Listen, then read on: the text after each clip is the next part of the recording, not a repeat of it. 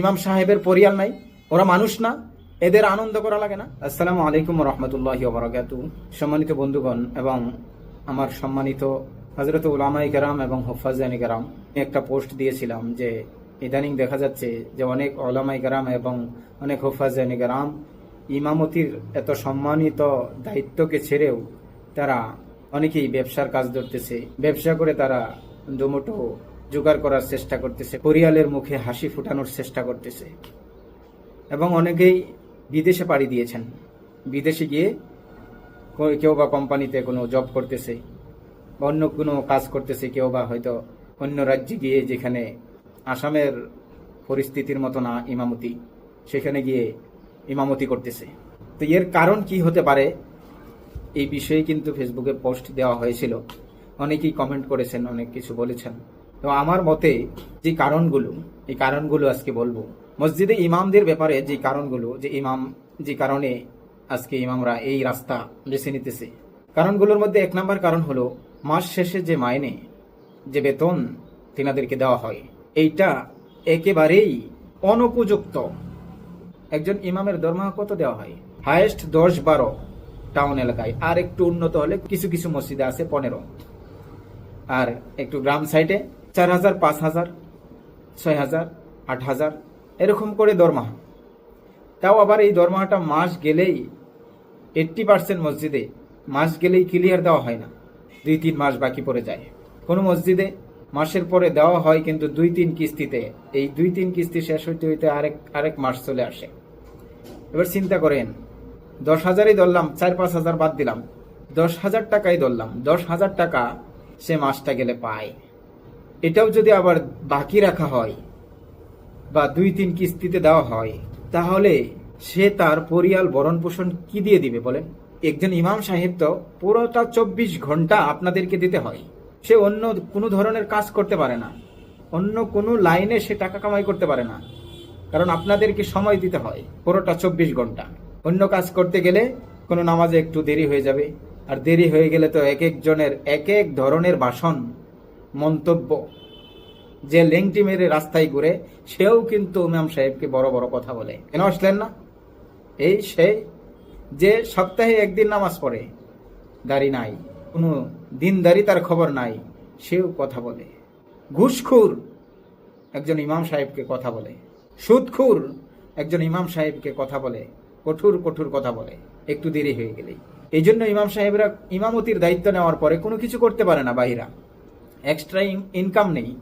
এই যে মাস গেলে একটা টাকা তাদের আশা থাকে, যে মাস গেলে 10,000 টাকা পাবো, এটা দিয়ে এই মাসটা যে চলে, ঋণদার হয় না, দোকান বাকি এই সেই, যে মাসটা গেলে আমি এই টাকাটা অমুকের অত টাকা পাবে, এটা দিব, অমুকের জন্য একটা কাপড় কিনবো, আরো অনেক কিছু। যখন দেখা যায় এই মাসটা গেলে এই টাকাটা পায় না, তাহলে এই যে ঋণ যে করলো, এই টাকাগুলা কোথার থেকে আনে, সে কোথার থেকে দেয়? তখন মাথা হ্যাং মেরে দেয়, কি করব, কোথার থেকে আনবো? পেরেশানি, হয়রান, সবসময় টেনশন হতে থাকে। এই টেনশনে আবার যদি মসজিদের মধ্যে নামাজে একটু ভুল করলো, তাও সমস্যা। কারো যদি টেনশন বেশি থাকে, তারই কিন্তু নামাজের মধ্যে ভুল হয়। নামাজে ভুল হয়ে গেল, তাও সমস্যা। বুঝি টেনশন কেন হয়? এই দরমাহা নিয়ে। এবার চিন্তা করেন, যারা মসজিদ, মাদ্রাসা চালান, সমাজের লোকেরা, একজন ইমামের দরমাহা, আমি উপরেরটাই ধরছি, 10,000 ধরছি। 10,000 কোন মসজিদে আছে? কয় মসজিদে আছে? চিন্তা করবেন, কয় মসজিদ আছে? গ্রামের মসজিদ গুলা 5-6 হাজার, 4 হাজার টাকা। এই যে মাস গেলে 5-6 হাজার, 4 হাজার, 8 হাজার টাকা পায়, একটা ফ্যামিলি চলতে গেলে আপনাদের কত টাকা লাগে? সাধারণ মানুষ যারা কর্ম করে খান, তারা হিসাব করেন তো, আপনার মাস গেলে কত টাকা খরচ হয়। যারা একটু মিডিয়াম চলেন, তারা হিসাব করেন আপনার মাস গেলে কত খরচ হয়। যারা হাই লেভেলে চলেন, তারা হিসাব করেন মাস গেলে কত খরচ হয়, হিসাব করেন তো। যেন একজন 2-3 জন মানুষ থাকা একটা ফ্যামিলিও যদি চলতে যায়, মাসে 15 থেকে 20 হাজার টাকা প্রয়োজন, আর সেখানে 5,000, 6,000, 8,000। তাহলে এই টাকা দিয়ে, সামান্য একটু টাকা দিয়ে ইমাম সাহেব কিভাবে তার পরিয়ালকে ভরণ পোষণ দিবে বলেন? জীবনে তো কোনো কিছু করতেই পারবে না, নিজের প্রয়োজনটাই মেটাইতে পারবে না, নিজের পরিয়ালের মুখে হাসি ফুটাইতে পারবে না, ভালো একটা কাপড় তাদেরকে কিনে দিতে পারে না সময় মতো। বৎসরের মধ্যে 2টা ঈদ আছে, ঈদের মধ্যে দেখা যায় আপনারা এক মাস আগের থেকে শপিং করা শুরু করে দেন, কিন্তু ইমাম সাহেবের খবর নেন না। ঈদ আসছে, কোন জালেম কমিটি ঈদের আগে দরমা চাইতে গেলেও বলে যে এবার তো পয়সা নেই, ঈদের পরে ব্যবস্থা করে দিতেছি। এরকম জালেম কমিটিও কিছু আছে, ঈদ উপলক্ষে কিছু বোনাস দিবে দূরের কথা, নিজের প্রাপ্য দরমাটাও ঈদের আগ মুহূর্তে দেয় না। এরকম জালেম কমিটি। আপনার পরিবার এবং আপনার বাল বাচ্চাদেরই শুধু আনন্দ করতে মন চাই, ইমাম সাহেবের পরিয়াল নাই, ওরা মানুষ না, এদের আনন্দ করা লাগে না। আজ এই অবস্থা কেন হইতেছে? ইমামতির দায়িত্ব ছেড়ে দিয়ে আজ কেন ব্যবসার দিকে দাবিত হইতেছে বা বিদেশে পাড়ি দিতেছে ওলামায়ে কেরাম? এক নাম্বার কারণ এই যে দরমাহা, এ হিসাব পরিয়ালের মধ্যে খরচা করতে পারি, বন্ধু বান্ধবদেরকে আড্ডা দিতে গিয়ে বেহিসাব খরচ করতে পারি 4 হোটেলে, কিন্তু মসজিদে ইমামের দরমাহা দিতে পারি না। দরমাহার জন্য ঘুরতে হয় সেক্রেটারির পিছনে, প্রেসিডেন্টের পিছনে, ফোনের পর ফোন করতে হয়। কেন? বারবার ভিখারির মতো চাইতে হয় যে দেন প্রেসিডেন্ট সাহেব, সেক্রেটারি সাহেব, দেন টাকা দেন, আমার দরমাহাটা দেন। আজ ওলামায়ে কেরাম ইমামতি ছাড়ার 1 নাম্বার কারণ এইটাই, দরমাহা। দরমাহা ঠিক করেন, একটু বোঝার চেষ্টা করেন। তাদের পরিয়াল আছে, তাদেরও 2টা খাওয়া লাগে। আমরাও যেরকম বিবি বাল বাচ্চার মুখে 2টা আহার তুলে দিই, তাদেরও বিবি বাল বাচ্চা আছে, তারা খাবে। তাদেরকেও কিছু বাজার সদাই করতে হয়, বাজার সদাই ছাড়া তারা খায় না। আর বাজার সদাই করতে গেলে যেই মাছ আপনার কাছে 200 টাকা ধরে, সেই মাছ ইমাম সাহেবকে কিন্তু 100 টাকা ধরে না। যেই সবজি আপনার কাছে 50 টাকা কিলো লয়, ইমাম সাহেবের কাছে কিন্তু সেটা 20 টাকা কিলো নেয় না। তো যে বস্তু আপনি কিনলেও যত টাকা, ইমাম সাহেব কিনলেও তত টাকাই। তাহলে ইমামের দরমাহা চিন্তা করেন না একবার, যে আমি যেই বস্তুগুলা কিনি পরিয়ালের জন্য, ইমাম সাহেবেরও তো প্রয়োজন, আমার এত টাকা খরচ হয়, ইমাম সাহেব এই 2 টাকায় চলে কিভাবে? এজন্য বলছি দরমাহা ঠিক করেন, ইমামের অভাব পড়বে না। রে প্রায় দেখি আমাদের এই নর্থ ইস্টের একটা গ্রুপ আছে ইমাম এবং শিক্ষক তালাশের জন্য। প্রায়ই অমুক মসজিদে ইমাম লাগে, অমুক মাদ্রাসায় শিক্ষক লাগে, ফেসবুকে পোস্ট হইতেছে অমুক মসজিদে ইমাম লাগে, শিক্ষক লাগে। এত পাল্টাপাল্টি কেন? শিক্ষক থাকে না কেন? ইমাম থাকে না কেন? ইমাম না থাকার 1 নাম্বার কারণ এটা। আর দ্বিতীয় কারণ হলো ইমাম সাহেবদেরকে ইমামের মর্যাদা না দিয়ে, ইমামের মর্যাদা, ইমাম আমাদের নেতা, আমাদের বাদশাহ। আরে নেতার দাম তো দেয় না, কমসে কম একজন উলামা হিসাবে, একজন আলিম হিসাবে তো সম্মান কর। বাদশার সম্মানের প্রয়োজন নাই, কমসে কম একজন আলিম হিসাবে, আম্বিয়াদের ওয়ারিসদার হিসাবে কমসে কম একটু সম্মান করেন। একটু পান থেকে চুন খসতেই মানে ইমাম সাহেবকে নানান ধরনের কথা বলা হয়, হয়রানি করা হয়, বেইজ্জতি করা হয়। আর কত ধরনের কানুন, দুনিয়ার যত কানুন আছে ইমাম সাহেবদের উপর লাগানো হয়। এটা করবেন, এটা করবেন, এটা করবেন, এটা করবেন, অমুকের পরে অমুকখানে যাবেন, ইমাম সাহেবদেরকে দিয়ে কালেকশন করানো, অমুকের টাকাটা তুলেন। মানে দায়িত্বের কোনো শেষ নাই।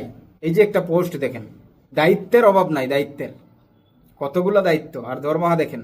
এটা আবার ফেসবুকে পোস্ট করে, কিরকম নীলাজ! দায়িত্ব কোটি কোটি, কিন্তু হাদিয়ার ব্যাপারে 2 আনা 4 আনা। দায়িত্ব একটু এদিক ওদিক হইলেই বড় বড় কথা। যেন চাকর, অনেক কমিটির মানুষ আছে বাড়ির বাজারটাও করায়, এরকমও কমপ্লেন আছে। আর থাকা খাওয়ার তো কোনো মানে ভালো ব্যবস্থা নাই। কোটি কোটি টাকা দিয়ে মসজিদ বানিয়েছেন, কিন্তু ইমাম থাকে টিনের ঘরের ছাপড়ায়। ইমামের খানা নিয়ে কত টেনশন, কত ভেজাল, কেউ খানা দিতে চায় না। জোর করে কাঁঠাল পাকানো হয় যে তুমি দিবা 1 সপ্তাহ বা 1 মাস। কি লজ্জার ব্যাপার! ইমামের খাওয়া নিয়ে আবার জোর জবরদস্তি করা লাগে একজনকে, ইমামের খাবারের অভাব হয়ে যায়। এইরকম মানে অনেক দোষ মহল্লাবাসীদের আছে, কমিটির আছে। আর কমিটিও বর্তমান বানানো হয় কেমন মানুষ জানেন? আগে দেখতাম এক সময় মুরব্বী মানুষ, নামাজি মানুষ, হাজী সাহেব মানুষ, তারা কমিটিতে থাকতো, যারা সব সময় মসজিদে উপস্থিত থাকতো, দিনদার মানুষ।